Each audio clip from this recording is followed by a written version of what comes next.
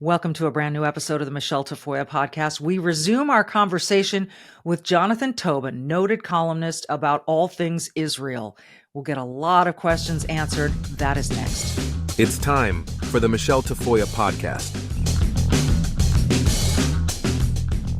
Oh, we were talking with Jonathan Tobin yesterday, and we just couldn't stop because there's so much knowledge to be gained in this conversation. So we welcome you to the second part of our conversation with Jonathan Tobin, again, just a noted writer on all things Israel, all things. He's going to share that wealth of knowledge with us and perspective. That's coming up next. But first, are you one of the millions of Americans who suffers from premature hair loss? Is your hair getting thinner? Is it because of stress? Or are you thinking, this thing runs in my family, I can't help it? Well, you can help it. And that's with Provia Hair. And this is a real solution that delivers on its promise without the harsh side effects, without the unwanted chemicals, without those odors that you really don't want. And this comes to us thanks to our friends at Genucel Skincare, whom I love. Provia uses a safe natural ingredient called Procapil. And this effectively targets the three main causes of premature hair thinning and loss. It supports healthy scalp circulation, delivers nourishing nutrients, and it promotes healthy hair follicle anchoring to your scalp. And by doing those three things, Provia guarantees more hair on your head than in your shower or in your comb. You know what I'm talking about. This is effective for men and women of any age. It's safe on colored hair, treated hair, styled hair. It's just that simple. And right now, new customers save over 50% off Provia's introductory package at proviahair.com/Michele. Every package includes a full 60-day supply of Provia serum for daily use, plus Provia 30 super concentrate for faster, more noticeable results. Provia works. It's guaranteed, or 100% of your money back. What have you got to lose? See results for yourself right now. Don't wait. Proviahair.com/Michele. It's PROVIA hair, all one term, .com/Michele with one L, proviahair.com/MICHELE. Jonathan Tobin, part 2, is right now.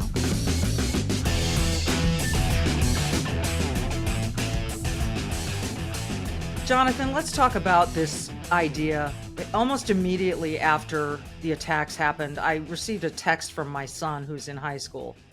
And he said, "Is Israel an apartheid state?" And clearly he had heard that somewhere, right? Mm-hmm. And I immediately said, no. And I started to send him some information. How is this? Clearly, this is another form of propaganda, but how would you describe to people in international terms why Israel is not legally an apartheid state? Well, there are some just things that are just big lies, and it's a useful smear because what is worse than a racist state? Right. It's the most useful, bad thing you can say about anybody or any entity, but it's completely false. An apartheid state is a place where there is official racial discrimination, where one people rule another, where the other, and the people that are ruled have no rights. Israel, and apartheid South Africa was, a country with about 90%. Black people that was ruled by 10% white people, where the black people couldn't vote, and had no equality before the law, couldn't serve in their parliament, all that, and Israel, number one, is a majority Jewish country, and the Arab, minority, the Muslim minority, has full rights within Israel. Everybody has the right to vote. There are, Muslim Arab parties in Israel's parliament, in Knesset, whose stated goal is destroying Israel, I might add. Who, one of those parties actually served in a previous government, to show you how crazy democracy can be. Israel has has equality before the law, which isn't to say that everything is perfect. Being a racial, ethnic, religious minority in a country always has its challenges, but Israel is a country where there is no apartheid. There's nothing like apartheid in the territories in Judea, and let's now talk about outside of internationally recognized Israel. Gaza is not occupied. Gaza, as I said before, is an independent Palestinian state in all but name. Israel withdrew every settlement and soldier from Gaza in 2005. Israel's Gaza's a no-go zone for Israel, and it is more or less sovereign. Inside the West Bank or Judea and Samaria, the Arabs who live there, are ruled autonomously by the Palestinian Authority. They have, control over local areas. Israel has security control. So that's an anomalous situation. Why don't they have the right to vote in Israel? Because they don't want to be part of Israel, and Israel doesn't necessarily want them to be part of Israel either. They want their own thing. And it's anomalous because they don't want a two-state solution. They keep their leaders, their parties, whether it's, the more moderate Fatah, they won't recognize Israel. They have security cooperation with Israel, and that's largely to keep Abbas alive from Hamas assassins. And it's kind of a kleptocracy. It's a very corrupt government, and, there's a lot of misrule. But, it's an anomalous situation because they have chosen not to become sovereign. They've chosen not to become a state alongside Israel because they don't want to recognize Israel and say that the war is over. So that's in some ways a shame, and it creates problems. And it's a situation that for the last 50 years, people keep saying, well, it can't continue, except it does continue. Because the Palestinians don't want another solution or aren't willing to take the steps to, as I say, end the war that would enable them to have a different solution. But that's not apartheid. It's nothing like apartheid. And the mere act of calling Israel apartheid, which is a smear that, if I can, you want to dig deeper, that's Soviet era propaganda. Mm. That's how far it dates back. The idea that Zionism, the national liberation movement of the Jewish people, is racism. These are Soviet smears adopted by sort of, Arafat and other people who had been trained in Moscow. And that's not conspiratorial theory. That's actually where it started. It's just a way to delegitimize the one Jewish state on this planet. Now, I want to make this very clear. If you are willing to deny to Jews that which you are not willing to even consider denying to anybody else, which is to say the right to live in your own country, the right to defend yourself, then you are discriminating against Jews. There is no other country in the world where there's an international movement to abolish it, to make it go away, to extinguish it. Only Israel, only the Jewish state. Now, if you're discriminating against the Jewish people in that way, there's only one word for it. It's anti-Semitism. It doesn't mean that Israel's perfect. It doesn't mean that criticism of Israel is anti-Semitic. Let me tell you, just like 330 million Americans get up every day and criticize their government, 8 million Jews get up in Israel every day and criticize their government. And believe me, in the last 10 days, there's been a lot of criticism of the government. But that doesn't mean that state, that government has no right to exist. If you are saying Israel has no right to exist, which is what Hamas says, which is what the people demonstrating for Hamas are saying, then you are not criticizing Israel. You are being an anti-Semite. Well, I heard a woman named Noah Tisby. She's an actress and activist from Israel. And this morning I heard her say, right now it's Israel. If they were able to conquer and wipe Israel off the face of the earth, every other non-Muslim religion would be next. We hear the chants, death to Israel, death to the United States. We see the burning of our flags over there and even here. So it's not just Israel they hate, correct? Oh, absolutely. And let's remind ourselves who helped finance, last week's atrocity, who helped plan it, who is the financial supporter and, diplomatic supporter of Hamas, as well as Hezbollah in Lebanon? Iran. Right. Iran is the leading. We had leading, to get to this, yes. Yeah, Iran is the leading state sponsor of terror in the world, period, full stop. Yeah. Iran is interested in killing Americans, killing the West, waging this, sort of jihadist crusade, if I can, mix metaphors there, against the West. They consider Israel the little Satan, America the great Satan.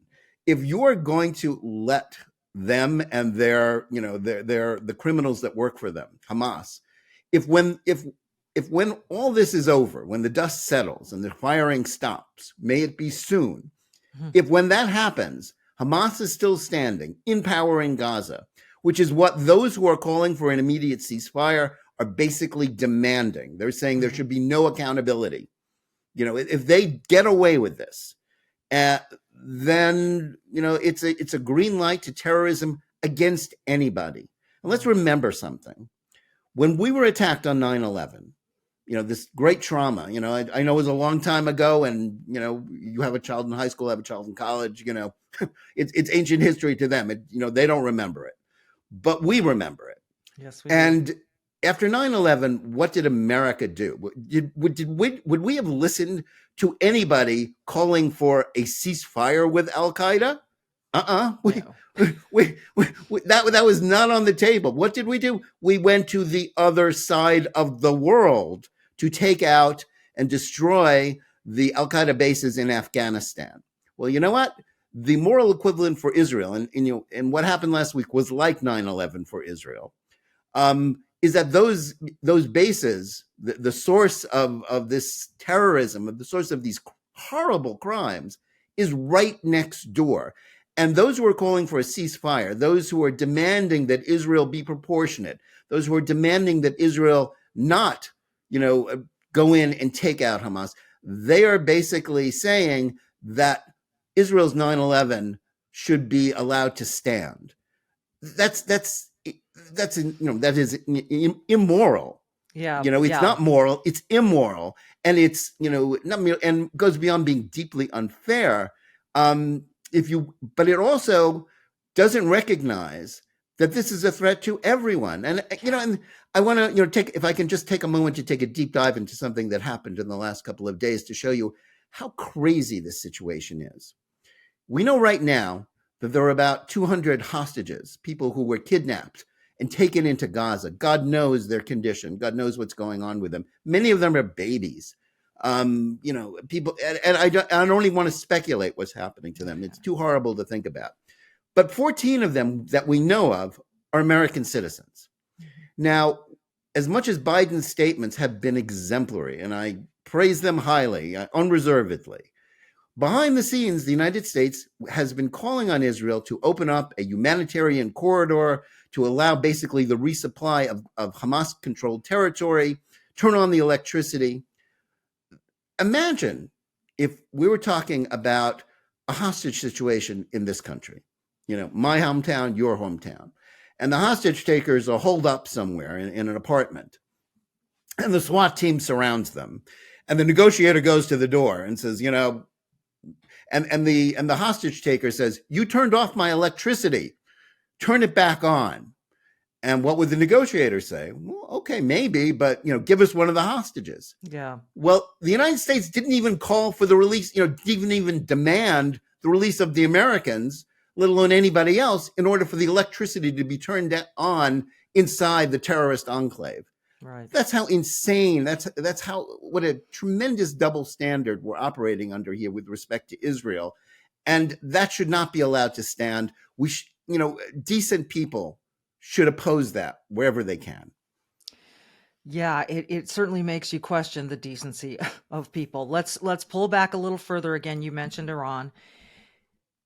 And we can't not.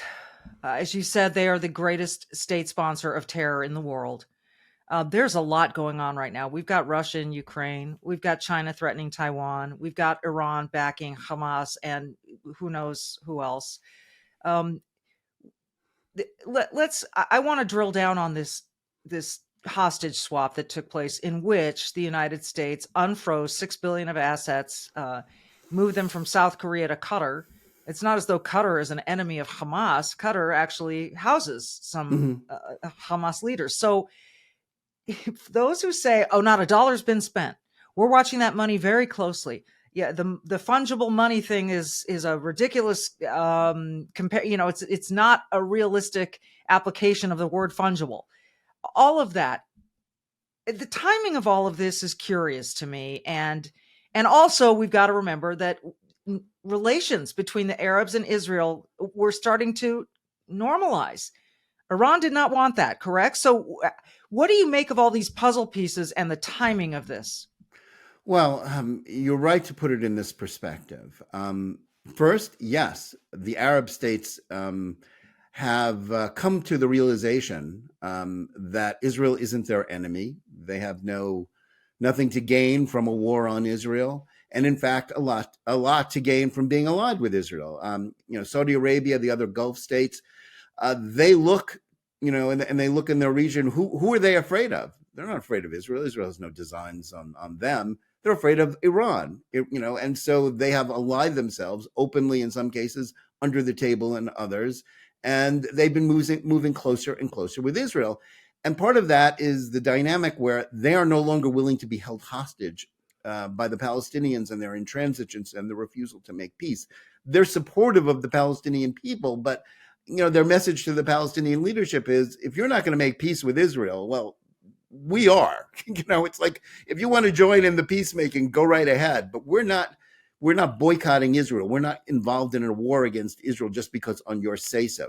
20 odd years ago, if you'd asked me what is the country in the Middle East that is most hostile to Israel, the source of hate for Jews, I'd have said Saudi Arabia.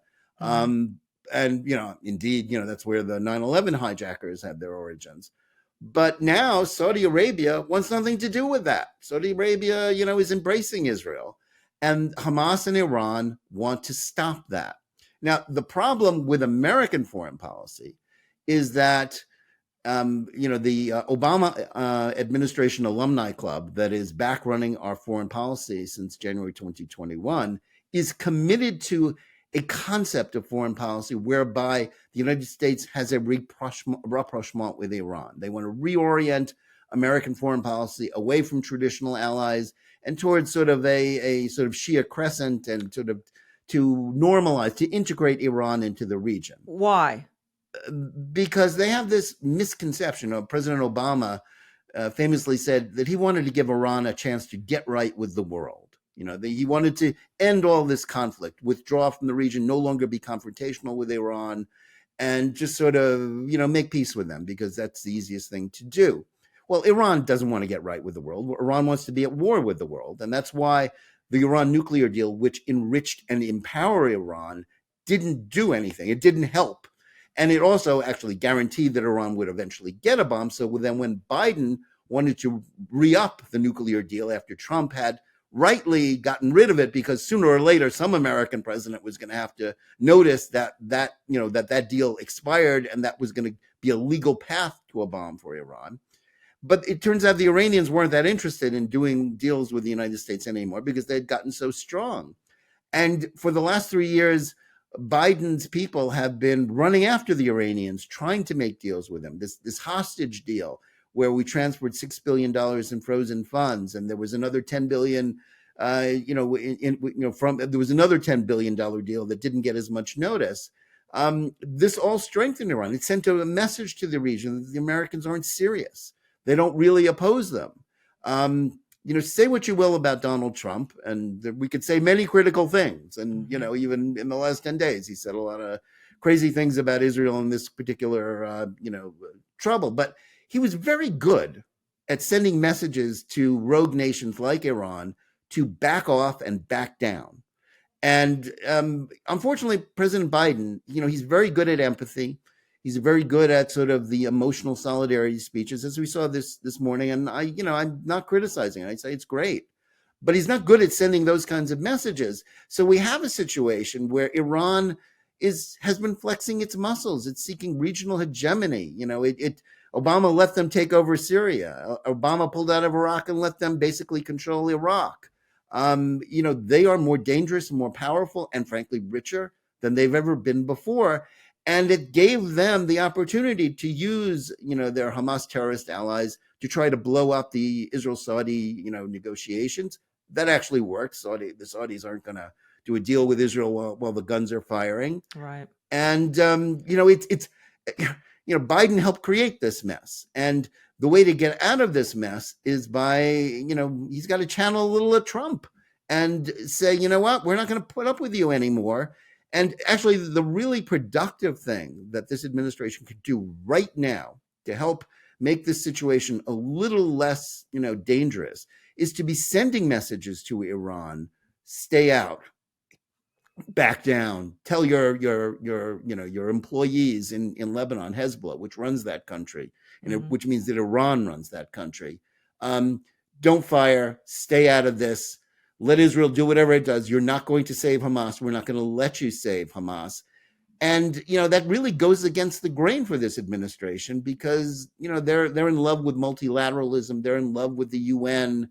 They're in love with all the things that allow rogue nations like Iran and terrorist organizations like Hamas to get away with crimes, and it makes them very ill-suited to deal with a situation where everything's gotten out of control. And the only answer, the only path to sanity here, is for the United States to flash the green light to Israel, to let them do what they have to do, what the Israeli people are demanding, which is to say, Hamas rule in Gaza must end. The terrorist threat, the terrorist camp, the terrorist enclave must be destroyed no matter what. Israel actually tried coexistence with Hamas for 16 years. That was, and that's one of the reasons why Netanyahu is in deep political trouble, although his political opponents didn't really disagree with him for all these years, is that, his policy was, you stay on your side of the fence, we'll stay on ours. You shoot at us, we'll shoot back at you and try to get those missile launchers. But we don't want to go in and disturb you. You can rule Gaza, do whatever you want. Just leave us alone. That didn't work. That kind of policy never works in the long run. Well, so I guess let's look ahead here then. I keep wondering, let's say you destroy Hamas, whatever that means, and I wonder what that does mean, because it seems to me you got to chop the snake's head off. But does that really end it? Because you still got Hezbollah, as you've mentioned. Where are we going? If they are able to destroy Hamas, and how realistic is that? Let's start there. How realistic is it to completely destroy Hamas? Well, these are all really good questions to which no one has completely definitive answers. So let's not pretend that there are completely definitive answers to things that have not yet been resolved. But is it possible to take out Hamas completely, to extinguish its rule, to root out its military infrastructure in Gaza? Of course it is. They're not supermen. They don't have superpowers. It's a small place. If Israel is given the freedom of action to go in and take them out, they will take them out. It will be costly. It will be messy, and there will be hue and cry, and in the liberal media about all the terrible things, how terrible it is. But if you're willing to do that, if we're willing to take out Al Qaeda, then Israel ought to be allowed to take out Hamas. Now, what follows after that, if that is allowed to happen, and I'm not 100% sure that the United States will have the patience and the courage to stand with Israel through the trial of the coming weeks. It's fine now. Israelis are just the victims for the most part right now. Darrell Horn wrote this great book of essays with the title "Everybody Loves Dead Jews." And there's no truer phrase in the world. Everybody loves dead Jews. It's the live ones trying to defend themselves that are often unpopular. But assuming that Israel is allowed to do that which it has to do, question of what follows next? Well, that's a really good question. Now, I would say the answer is a complete defeat of the terrorist organizations should send the message to the Palestinian people that they have to change their ideological orientation. They have to seek a different path, not a different terror organization, but a different path. Now, there are historical precedents for this. After all, in 1945, Germany was a country that had been ruled by an ideology that was widely supported. Don't believe it wasn't. And, we went in there, my father's generation, and, we bombed the heck out of them. We conquered them. We went in and conquered them at great cost to the civilian population. And we basically remade it. And we said, you know what? You're not going to do Nazism anymore. Mm-hmm. I think we have to send the message to the Palestinian people in Gaza. You're not going to do Islam as terrorism anymore. And if you do, we're just not going to allow it. And, people react to what, if they can't do it, we have to hope they will choose a different path, that their political culture will change. If, however, Hamas is taken out and we just tell the Israelis, pull out and let Hamas rebuild itself, kind of like when Obama pulled out of Iraq and then ISIS popped up, then we'll have more terrorism. It's kind of simple. If you're willing to fight this war to its conclusion, it's possible, it's certainly difficult, to defeat these terror organizations and to offer the Palestinian people a different path. There should be when Israel withdrew from Gaza, there was the hope that it would be an incubator for peace and be a democratic enclave. It could be Hong Kong, it could be Singapore. Well, you know what? They don't want, Hamas doesn't want Singapore. Right. They want Hamas. They want Hamasistan. That's Singapore. So we have to remove Hamas and hope that, given the alternative, the Palestinians choose something else. But if they don't choose something else, Israel's still going to defend itself, because Israel isn't going away. Right. They have this crazy belief, this fantasy, this demented fantasy that the Jews are going to disappear. Yeah. They're not going to disappear. Yeah, it's a very strong people. You've mentioned a couple of times, if Israel is given the green light to go ahead, who gives them that? Is it the United States? And why wouldn't they just say, I don't care who gives us the green light, we're going? Well, I think Israel would like to say that, but Israel's deeply involved with the United States. Israel gets all its weapons from the United States. In order to do this, Israel needs U.S.-made bunker buster bombs. The United States insured. I mean, this is like a long historical, a topic to take a deep dive into, which we're not going to do today.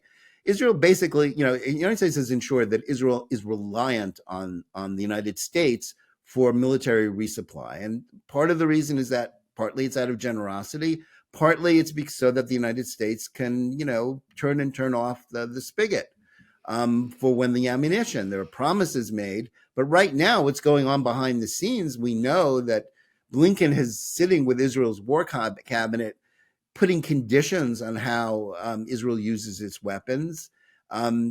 We know that Israel had to postpone its offensive into Gaza because Biden invited himself the president's to Israel. trip. Yeah.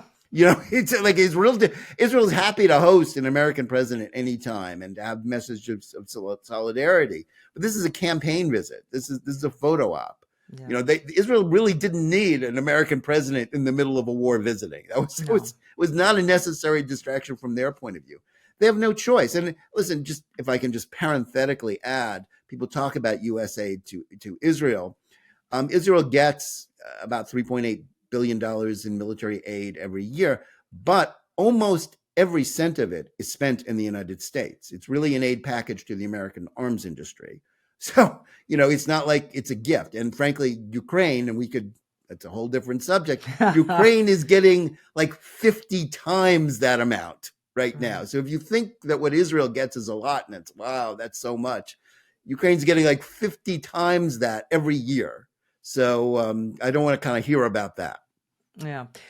Before we finish here, I don't want to be an alarmist, but I can't help but feel like things are very, very bad in the world. They're very bad. How close are we to a World War III with all the hotspots and the bad actors kind of having these, we know that Russia and Putin and Xi are having meetings. We know these things are going on, and we've got a weak president, as you mentioned, a president who does not instill fear in our enemies. No. What should we expect in the next several months? Well, I'm always a short-term pessimist, long-term optimist, so forgive me. The world is an incredibly dangerous place, and it has gotten even more dangerous in the last 3 years. The U.S. route in Afghanistan was a danger sign. It was like talk about a green light to all kinds of rogue nations to not fear the United States, to not think that there should be any limits on their activities. We're seeing, the United States has kind of blundered into this confrontation, which, Russia has behaved terribly in Ukraine, but we've kind of blundered close to confrontation with a nuclear power there, and nobody seems to be paying much attention. We are locked in a, geostrategic duel with our real rival, China, Right. And certainly nobody in Washington that I talk to seems to have any clear answers as what we're going to do about them, because, they're so embedded in our economy. And, Yes. it's like a Cold War where, we have both hands tied behind our back. And Israel, it's like, it's very hard. I mean, this is not, just, theory and geostrategic big, Henry Kissinger TED Talk stuff. We have lived to see horrible things in our lifetimes. I mean, just dealing with what happened last week in Israel, which is like the worst mass slaughter of Jews since the Holocaust. Terrible crimes. I think a lot of people, I've been talking to people, and it's like we've woken up to think that, we thought that our generation had sort of gotten past history, that these terrible things only happened in the history books. It didn't happen to us. It didn't happen in our time. But they are happening in our time. The great American writer Ben Hecht, who's a particular hero of mine as a Jewish activist, he wrote in 1938. He was somebody who was completely disconnected from his Jewish heritage, and famous Hollywood screenwriter and Broadway playwright. And he started noticing what was happening in Europe at that time, and he said, "I accidentally bumped into history." And I think we're all accidentally bumping into history right now, but the answer is not to despair. I mean, we can throw up our hands and just, want to hide under the covers and crawl under the couch. I mean, that's the only sane response to a lot of the things we're seeing in the world, and certainly what we saw last week in Israel. But we have to have faith. We have to have courage to stand up for what we believe in, for our values, for the rights, for freedom here, for freedom in Israel, for freedom everywhere. America doesn't have to be the policeman of the world, but we have to stand for something. We have to oppose evildoers and support those who are fighting evildoers, certainly when it's a question of terrorism that could happen here, quite frankly, just as easily as it happened there. So my answer is have faith, have courage. Our faith and courage has sustained us as Americans through great trials in the past. We beat the German Empire. We beat the Japanese Empire. We beat the Nazis. We beat the Soviet Empire. I don't believe that Islamism can beat us, and I don't believe, just as I don't believe this woke lunacy is going to conquer the spirit of America. I believe in this country and our values. I believe in the wisdom of and the goodness of the American people. Like I believe in the wisdom and the goodness and the strength of the Israeli people. And I believe we will prevail. We'll take some help from God, no question. I'm a person of faith, as many of probably who are watching and listening to us are. But we can survive this. We can defeat these terrible people if we stick to what we believe in. We're not intimidated. We don't give up. Most of all, we need the courage to stand up and keep fighting. Jonathan Tobin, I'm going to leave it with that beautiful message right there. Thank you so much for your time. Thank you. We hope we've delivered a lot of answers to many of your questions. I certainly had many of my questions answered. It isn't all hopeful, but I think what Mr. Tobin left us with is a sense of hope, a sense of faith, a hope that we can repeat history in the best of ways in this terrible, terrible time in the world. So, like he said, have the courage, be brave, and do good, and we will see you next time.